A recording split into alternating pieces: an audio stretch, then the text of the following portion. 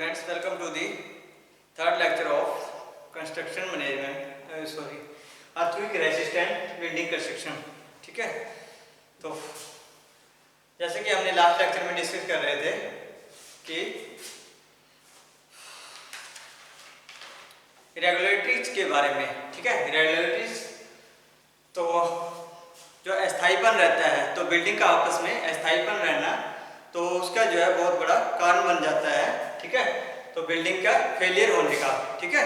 तो आज हम आइडेंटिफाई करेंगे, ठीक है, आइडेंटिफाई करेंगे जितने भी सिस्मिक डैमेज रहती है आरसीसी बिल्डिंग्स, तो उन सबको जो है आइडेंटिफाई करेंगे कि किस वजह से जो है वो बिल्डिंग्स के अंदर जो है फेलियर हो जाती है या बिल्डिंग्स के अंदर नुकसान आते हैं, क्रैक्स आते हैं, तो उन सभी चीज़ों को हम आज आइडेंटिफाई करेंगे, ठीक है। तो identification of seismic damage, identification of seismic damage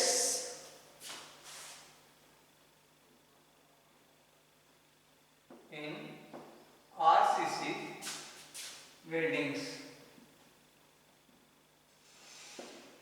जो आरसीसी बिल्डिंग्स रहती हैं, रीइंफोर्समेंट सीमेंट कंक्रीट बिल्डिंग्स रहती हैं, तो उनके अंदर जो है डैमेज होने के कारण जो है बहुत सारे हो सकते हैं। उसकी स्ट्रेंथ हो सकती है, उसकी डक्टिलिटी हो सकती है, ठीक है। तो बहुत सारे कारणों की वजह से जो है उसके अंदर जो है वीकनेस आ जाती है या उसके अंदर वीकनेस होने का खतरा रहता है, ठीक है। तो जो है बहुत सारे पुअर परफॉर्मेंस रहे हैं लास्ट में, जो भी अर्थक्वेक आए हैं, ठीक है, उसके दौरान जो आरसीसी बिल्डिंग्स को जो है बहुत ज़्यादा डैमेज हुई हैं। जैसे कि भुज के अंदर जो है, स्पेशली भुज के अंदर जो 2001 में जो है अर्थक्वेक आया था, तो उसमें जो है बहुत ज़्यादा नुकसान हुआ था बिल्डिंग्स का, ठीक है। तो ये यहाँ पे जो है एक सिंगल कारण नहीं बनता है, बहुत सारे कारण बनते हैं। जैसे कि द मेन बिल्डिंग कंपोनेंट्स कौन कौन से रहते हैं, जिसके कारण main building components of RC buildings are RC buildings are, तो कौन कौन से कंपोनेंट्स रहते हैं जो फेलियर होने का कारण बनते हैं। जैसे कि कौन कौन से कंपोनेंट में ज्यादा नुकसान होता है, ठीक है। Number 1 columns, number 2 beams, number 3 slabs, number 4 walls, infill walls,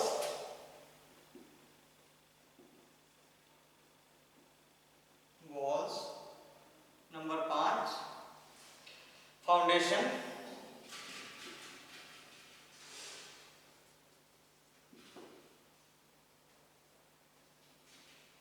number 6 shear walls।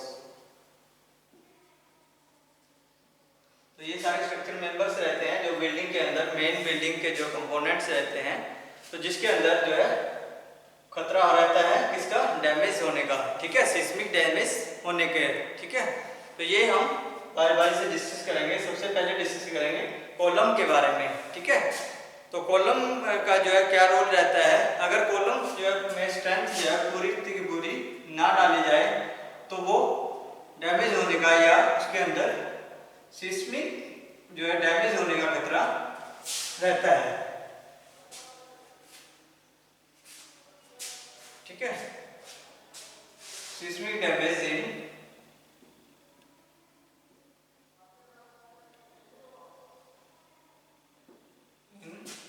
Column.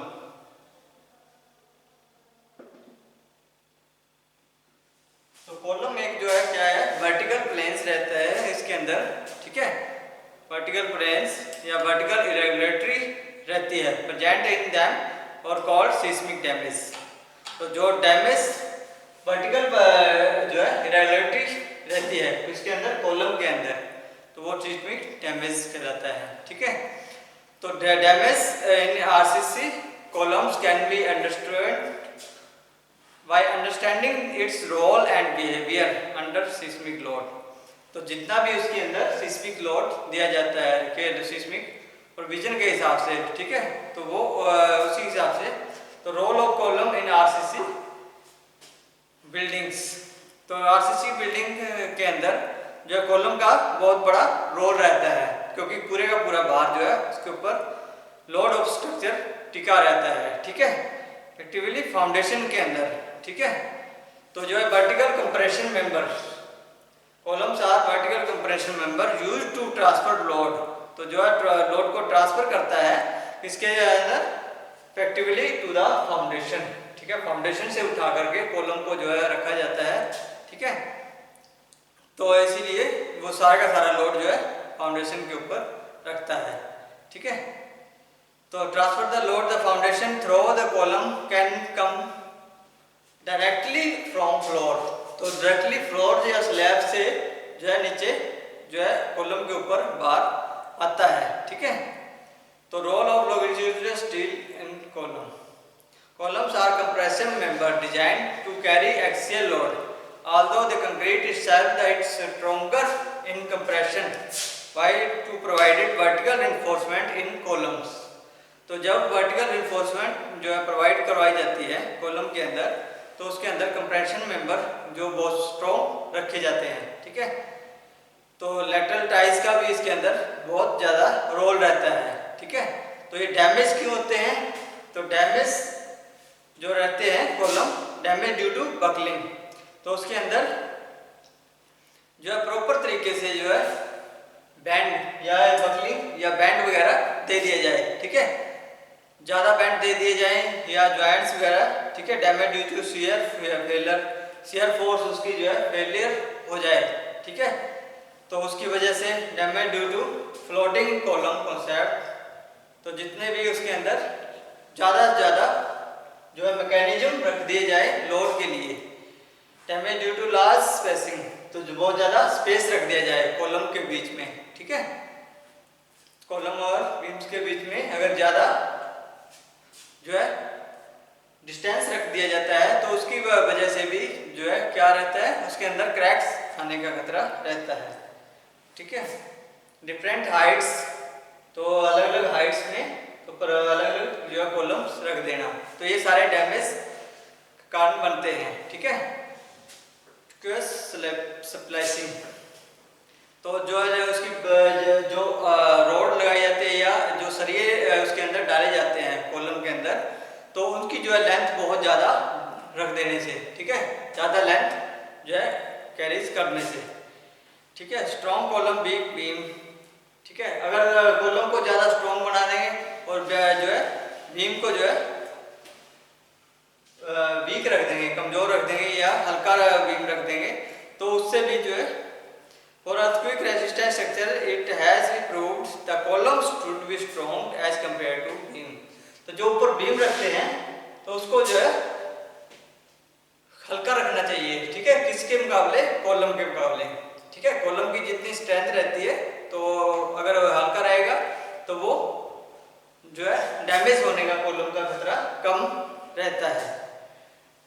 Casting of top the column with beam, तो जो कास्टिंग है, ठीक है, कॉलम और बीम की आपस में जो कास्टिंग रहती है, तो वो प्रॉपर तरीके से होनी चाहिए, ठीक है। उसके अंदर जो प्रॉपर तरीके से कैप बना देनी चाहिए, ना कि ज़्यादा इधर उधर करनी चाहिए, ठीक है। सिस्मिक, नेक्स्ट आ गया सिस्मिक डैमेज इन बीम, ये था column, seismic damage in beam.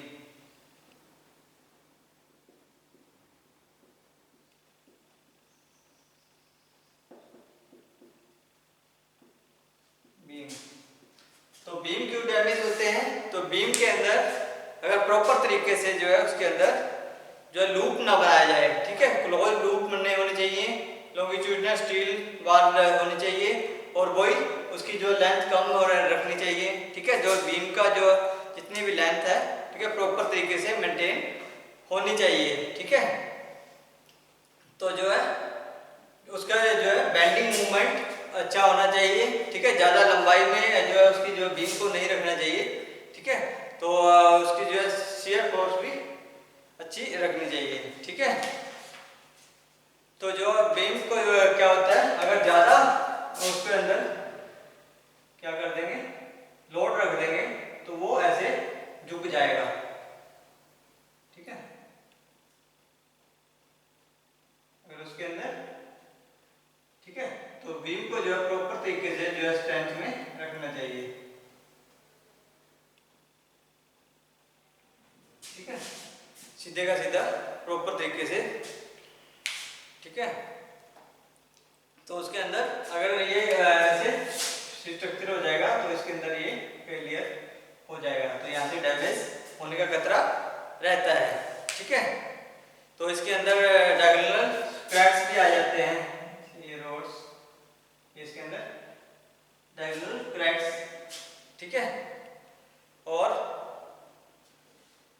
Due to diagonal compression failure, अगर इसका अंदर से जो कंप्रेशन मेंबर्स का जो है कमजोर हो जाना, ठीक है, तो वो भी एक फेलियर का कारण बनता है, ठीक है। तो जो है इनएडिक्वेट डेप्थ, तो उसके जो प्रॉपर डेप्थ में या प्रॉपर तरीके से उसके अंदर जो है या मटेरियल कमजोर डाल देना, तो वो भी एक कारण बनता है, ठीक है। डैमेज होने का खतरा रहता है। चेंज ऑफ नेचर, ठीक है, जो है प्रकृति के जो चेंज होने से, ठीक है, वो भी एक कारण बनता है, ठीक है। मैग्नीट्यूड और लो ऑफ लोड, तो उसके अंदर मॉइस्चर अगर जैसे कई बार मॉइस्चर रहता है या सर्दियों में या गर्मियों में जैसे सूखापन आ जाता है या जैसे भी, तो वो क्रैक्स आने का खतरा ज़्यादा रहता है, ठीक है। डेड लोड, लाइव लोड जैसे ऊपर चढ़ते हैं, ठीक है, तो उसके अंदर जो है नेचुरल जो है इफेक्ट्स रहते हैं, ठीक है। तो फ्लोर स्लैब के अंदर तो नेक्स्ट आ गया seismic damage is floor slab.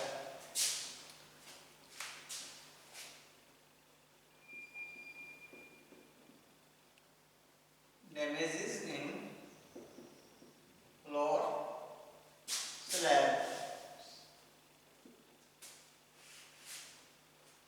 तो स्लैब जो है are plane structural members whose thickness is quite small, जिसकी जो थिकनेस जो है मोटाई जो है कम रहती है, small as compared to its other dimensions. Floor slabs are horizontal plate like elements which are frequently used as roof covering, ठीक है, रूफ कवरिंग के रूप में से रखते हैं, and floor to make the building functional, ठीक है। Thickness of slabs generally varies between 110 से 150 mm for multi storey building, तो जो है उसकी थिकनेस जो है 110 mm टू 150 mm, ठीक है, तक जो है रखते हैं। तो उसके अंदर जो है डिजाइन तैयार किया जाता है मेन बार और डिस्ट्रीब्यूशन बार, तो दो चीजें रखी जाती है, एक मेन बार, इसके अंदर मेन और नंबर 2 डिस्ट्रीब्यूशन फोर्स, ठीक है। तो जो मेन स्टील बोर्ड रहती है are provided along the shorter length to the slab, diameter of bar should not exceed 1/8 of the total thickness of slab, तो जो टोटल थिकनेस जो स्लैब की रखी जाती है उसका जो है 1/8 यानी कि 8वां हिस्सा, ठीक है, डायमीटर का जो है बार के रूप में रखा जाता है, ठीक है। तब these bars are helpful to taking the bending moment, तो जो बेंडिंग मूवमेंट रखने में जो है सक्षम रहती है, ठीक है। Distribution bars are the bar provided the perpendicular direction to the main bar and are generally of smaller diameter, छोटे छोटे टुकड़ों में, ठीक है, जो है as compare to the main bar. This bar are tied, तो उनको जो है आपस में बांधा जाता है, ठीक है, जैसे बीम बांध देते हैं, ठीक है। तो इसको जो है आपस में बार्स को बांध दिया जाता है छोटे छोटे, ये डिस्ट्रीब्यूशन बार है, ये मेन बार, ठीक है। तो जो है टाइट कर दिया जाता है अबव द मेन बार्स के ऊपर, ठीक है।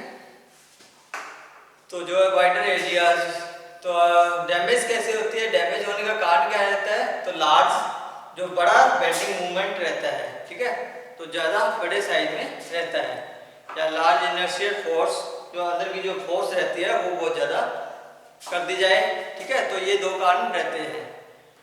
तो फोर्स का जो है फॉर्मूला रहता है mass into acceleration, force mass into acceleration,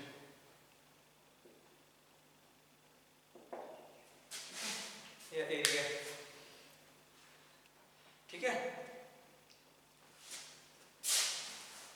तो ये था अपना damage into floor slabs.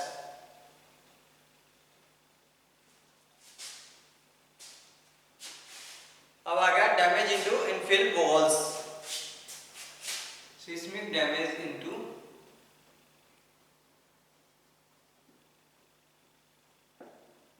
Infill walls, जो अंदर फिल की जाती है वॉल्स, दीवार वगैरह।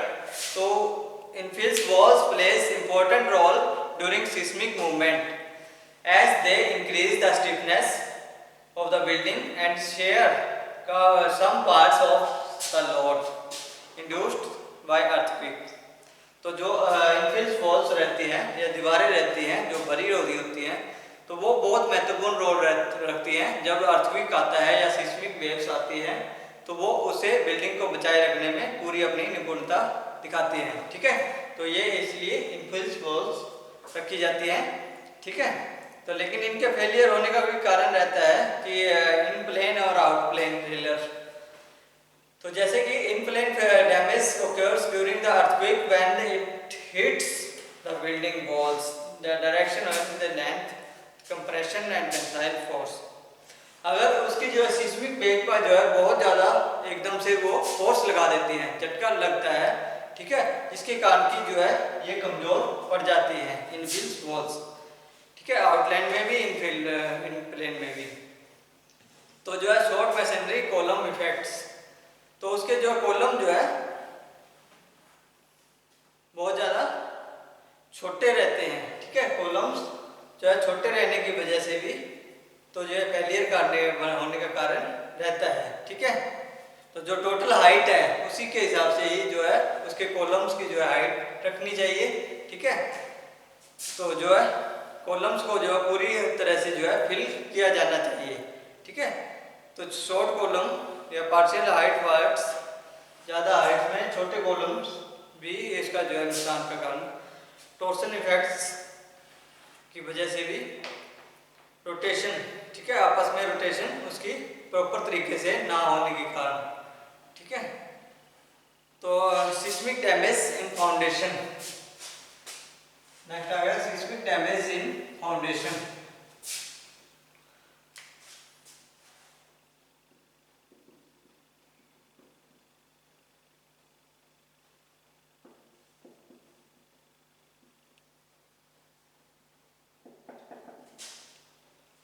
फाउंडेशन जो है एक मेन जो है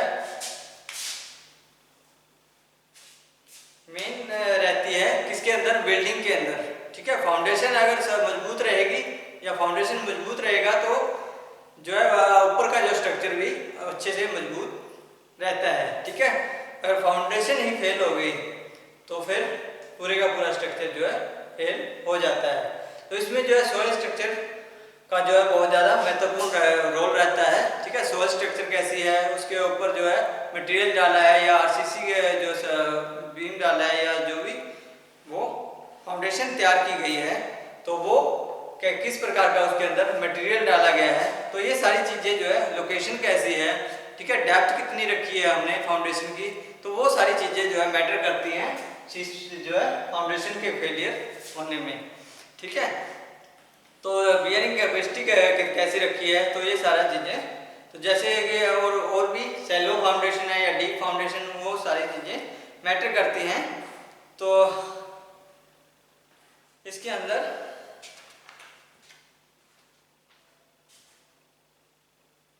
तो जो है इसके फेलियर होने के बहुत सारे कारण रहते हैं।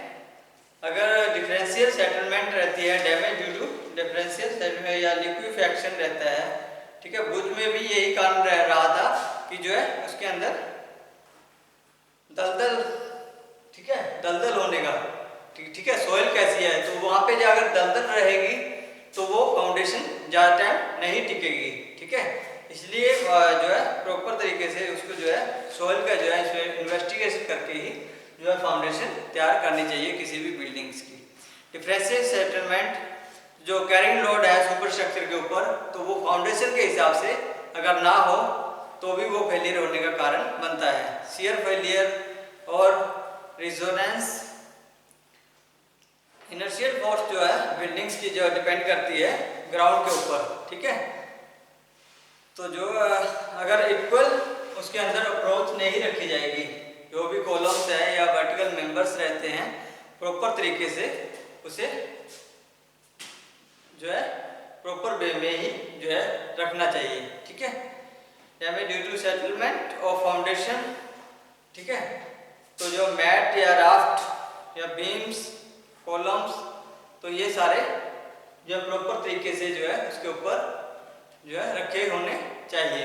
तो ये सारे जो है फाउंडेशन को डैमेज करने का कारण बनते हैं, ठीक है। अगर वो प्रॉपर तरीके से सही जो है उसके अंदर मटेरियल ना प्रोवाइड किया जाए, ठीक है। सिस्मिक डैमेज इन शियर वॉल्स,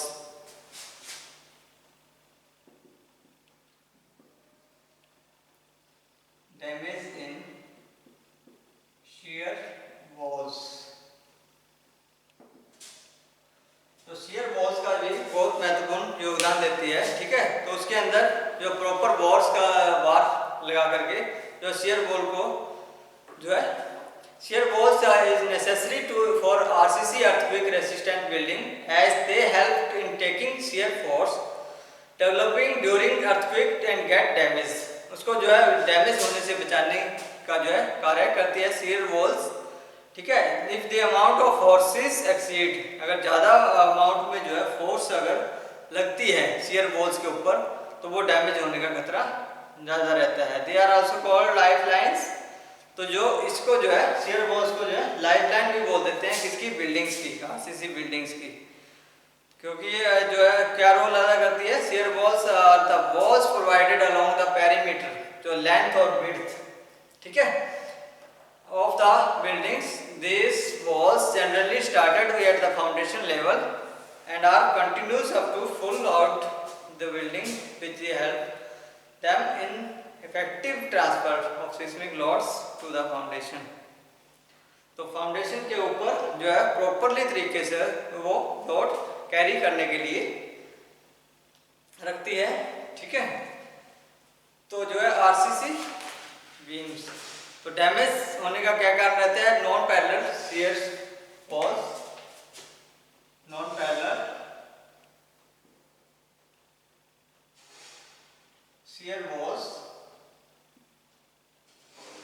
का जो है प्रॉपर तरीके से पैरेलल ना होना, ठीक है। एसिमेट्रिकली प्लेस्ड शियर वॉल,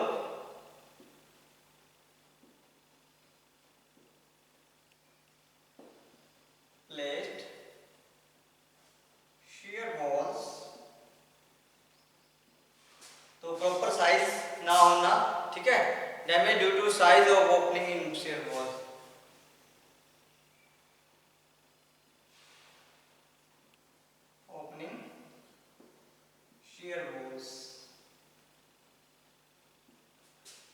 तो ये सारे कारण रहते हैं डैमेज होने के, ठीक है। तो ये जो ज्यादा डोर या विंडो ज्यादा खुले हो जाना या प्रॉपर तरीके से उसके साइज के हिसाब से जो डोर एंड विंडो ना बनाना, ठीक है।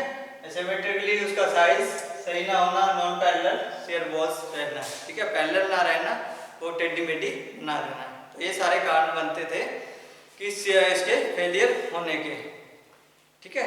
तो नेक्स्ट आ गया अपना डिटेल्स ऑफ रीइंफोर्समेंट। तो ये आज के लिए इतना ही। तो नेक्स्ट हम करेंगे डिटेल्स ऑफ रीइंफोर्समेंट के बारे में। तो आज के लिए इतना ही। बहुत बहुत धन्यवाद।